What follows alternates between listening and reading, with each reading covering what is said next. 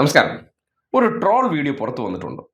Reporter ചാനലിലെ meet the editors എന്ന പരിപാടിയെ കേന്ദ്രീകരിച്ച് ആരാണ് ആ എഡിറ്റിംഗ് നിർവഹിച്ചാലും അവരെ അഭിനന്ദിക്കേണ്ടതുണ്ട്. കാര്യം എന്തെന്നാൽ, എന്താണ് ആ വീഡിയോയിലൂടെ നമ്മുടെ നാട്ടിലെ ഈ കോൺഗ്രസ്സുകാരോ സംഘികളോ ആയിക്കോട്ടെ, ഈ സർക്കാരിനെ കുറ്റം പറയുന്നവരുടെ ഒരു പ്രതീകമായിട്ട് നമുക്ക് ആ ഒരു വിഷയത്തിൽ കാണാം. കാര്യം അവരോട് കൃത്യമായിട്ട് നമ്മളൊരു വിഷയത്തെക്കുറിച്ച് ചോദിച്ചു കഴിഞ്ഞാൽ എന്തായിരിക്കും പ്രതികരിക്കുക, അതിനെ സംബന്ധിച്ച് കൃത്യമായി ഈ സമൂഹത്തെ ബോധ്യപ്പെടുത്തുന്ന രീതിയിൽ തന്നെ സ്മൃതി പരുത്തിക്കാടിനെ വെച്ചിട്ട് അങ്ങനെ ഒരു വീഡിയോ ചെയ്ത അത് ഗംഭീര സാധനമാണെന്ന് പറയാതിരിക്കുന്നത് പറ്റില്ല. കാര്യം ഇപ്പോൾ ഈ സ്മൃതി പരുത്തിക്കാടെന്ന് പറയുന്ന വ്യക്തിയെ നമുക്ക് എന്തിൻ്റെ പ്രതീകമായിട്ട് കാണാം?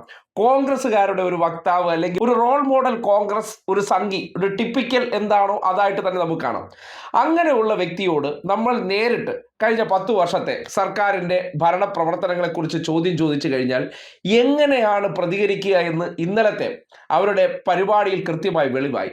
അത് കണ്ടിട്ട് നിങ്ങൾ പറയൂ, നിങ്ങൾ നിങ്ങളുടെ നാട്ടിലെ ഏതെങ്കിലും ഒരു കോൺഗ്രസ്സുകാരനോട് ഏതെങ്കിലും ഒരു വിഷയത്തിൽ ചോദിച്ചാൽ ഇതാണ് അവസ്ഥ. ഇപ്പോൾ നമ്മൾ സ്വർഗത്തിലാണ് ജീവിക്കുന്ന രൂപത്തിൽ ഞാൻ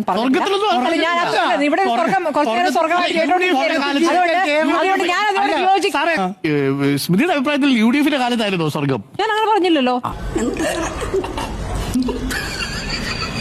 സർക്കാരിനേക്കാൾ മികച്ച സർക്കാരായിരിക്കും വരാൻ പോകുന്നത് കരുതി ഒരു വോട്ട് കൊടുക്കാൻ നമ്മുടെ മുമ്പിൽ ഓപ്ഷൻ ഇല്ല എന്ന് മാത്രമേ എനിക്ക് പറയാം. എനിക്ക് അങ്ങനെ അഭിപ്രായമില്ല. പിന്നെ ഏത് സർക്കാരിനെ, ഒരു കോൺഗ്രസ് സർക്കാരിനെ കുറിച്ച് പറഞ്ഞു. പക്ഷേ എനിക്ക് വളരെ സിമ്പിൾ ആയിട്ടൊരു ചോദ്യമുണ്ട് സ്മൃതിയുടെ ഒറ്റ ചോദ്യമേ ഉള്ളൂ. ഈ കഴിഞ്ഞ 10 വർഷത്തെ ഒന്നാം പിണറായി സർക്കാരിന്റെയോ രണ്ടാം പിണറായി സർക്കാരിന്റെയോ ഭരണത്തോട് കിടപിടിക്കാവുന്ന ഒരു കോൺഗ്രസ് സർക്കാരിന്റെ കാലം പറയൂ. കർണാടകയിലെ വികസനവുമായി ബന്ധപ്പെട്ട് ഇവിടുത്തെ കേരളത്തിൽ എത്ര വിദ്യാർത്ഥികൾ അവിടെ പോയി പഠിക്കുന്നത്,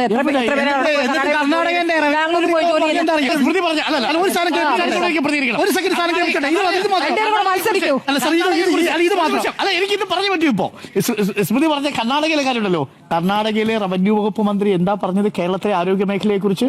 കേരളം ആരോഗ്യ മേഖലയിൽ മാതൃകയാണ് എന്ന്. അല്ല സാർ, ഇതൊന്ന് കേട്ടോ, ഒറ്റ മിനിറ്റ്. എന്താണത്? ഒരു minute. Education, Kerala is number 1. Healthcare, Kerala is number 1. അതൊക്കെ കേട്ടാന്നേ.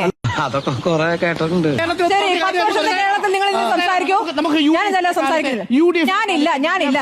ഇൻഡെക്സും ആരോഗ്യ മേഖലയിലെ ഇൻഡെക്സും കൂടി ഒന്ന് ചർച്ച ചെയ്യാം, കമ്പാരിസൺ ചെയ്യാം, ഡ്രോപ്പ് ഔട്ട് റേറ്റ് ചർച്ച ചെയ്യാം, സ്കൂളിലെ പുസ്തകം കൊടുത്തത് ചർച്ച ചെയ്യാം, ക്ലാസ് മുറികൾ സ്മാർട്ട് ടെക് ആയതും ഹൈടെക് ആയതും ചർച്ച ചെയ്യാം. പറഞ്ഞല്ലോ കുറച്ചേറെ ബോറടിക്കുന്നു.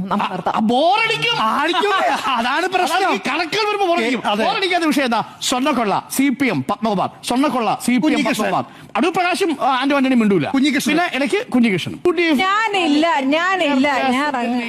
ഒന്നിനെക്കുറിച്ചും വസ്തുതകൾ അറിയണ്ട, പുതിയ കാര്യങ്ങൾ കൃത്രിമമായി ഉണ്ടാക്കുകയാണ്. കാര്യം ഓരോ ദിവസവും വാർത്താ ചർച്ചകൾ അല്ലെങ്കിൽ അജണ്ടകൾ സെറ്റാക്കുന്ന രീതിയിൽ ചിലരെയൊക്കെ സ്പോൺസർ ചെയ്യുകയോ ചിലർക്ക് എന്തെങ്കിലും വാഗ്ദാനങ്ങളൊക്കെ കൊടുത്തതിന് ശേഷം ഇങ്ങനെ ചർച്ചകൾ മുന്നോട്ട് കൊണ്ടുപോയാൽ മതി. അതുമായി ബന്ധപ്പെട്ട ചോദ്യങ്ങൾ വരികയാണെങ്കിൽ, അല്ലെങ്കിൽ ഈ സർക്കാരുമായി ബന്ധപ്പെട്ട കാര്യങ്ങളെക്കുറിച്ചുള്ള കൃത്യമായ ചോദ്യങ്ങൾ ഇത് കേട്ടിട്ടുണ്ട് ബോറടിക്കണം. അതായത് യാഥാർത്ഥ്യങ്ങളൊന്നും ഞങ്ങൾക്ക് അറിയണ്ട, അത് കേൾക്കാനും താല്പര്യമില്ല, അല്ലെങ്കിൽ അതിനെക്കുറിച്ച് ചർച്ചകൾ നടത്തിയാൽ അതിൽ ഭാഗഭാക്കാകാനും തയ്യാറല്ല. കാര്യം എന്താണ്? ഈ നുണകൾ ഇങ്ങനെ പറഞ്ഞുകൊണ്ട് നടക്കണം.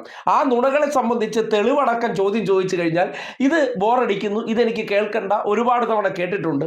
ഇങ്ങനെയൊക്കെ എസ്കേപ്പ് അടിച്ച് പോകുമ്പോൾ മനസ്സിലാക്കേണ്ട ഒറ്റ കാര്യമേ ഉള്ളൂ, ഒന്നിനും ഉത്തരവില്ല. പിന്നെ എങ്ങനെയെങ്കിലും അധികാരം കിട്ടിയാൽ ഞാനൊരു കോൺഗ്രസ്സുകാരനാണ്, അല്ലെങ്കിൽ നേതാക്കന്മാർ പറയുന്ന കാര്യങ്ങളെ സംബന്ധിച്ച് ഇതിൽ വസ്തുതയുണ്ടോ, അതൊന്നും അവർക്ക് അറിയുകയും വേണ്ട, കേൾക്കുകയും വേണ്ട. അതെന്താണെന്ന് കൃത്യമായിട്ട് സ്മൃതി പരുത്തിക്കാട് എന്നൊരു സഞ്ചരിക്കുന്ന കോൺഗ്രസ്സുകാരിയെ മുൻനിർത്തിക്കൊണ്ട്, അല്ലെങ്കിൽ കോൺഗ്രസിന് വേണ്ടി മാധ്യമ സ്ഥാപനത്തിനകത്തിരുന്നു കൊണ്ട് വല്ലാതെ കഷ്ടപ്പെടുന്ന ഒരു വ്യക്തി എന്നുള്ള നിലയ്ക്ക് ഇത് എന്തിൻ്റെ ഒരു പ്രതീകമാണെന്ന് ചോദിച്ചാൽ, കേരളത്തിലെ അല്ലെങ്കിൽ നമ്മുടെ നാട്ടുമ്പുറങ്ങളിൽ നോക്കുകയാണെങ്കിൽ ഏതൊരു കോൺഗ്രസ് എന്താണോ അല്ലെങ്കിൽ സംഘി എന്താണോ അതിൻ്റെ ഒരു ടിപ്പിക്കൽ വേർഷൻ ആണെന്ന് കൃത്യമായി പറയാൻ കഴിയും.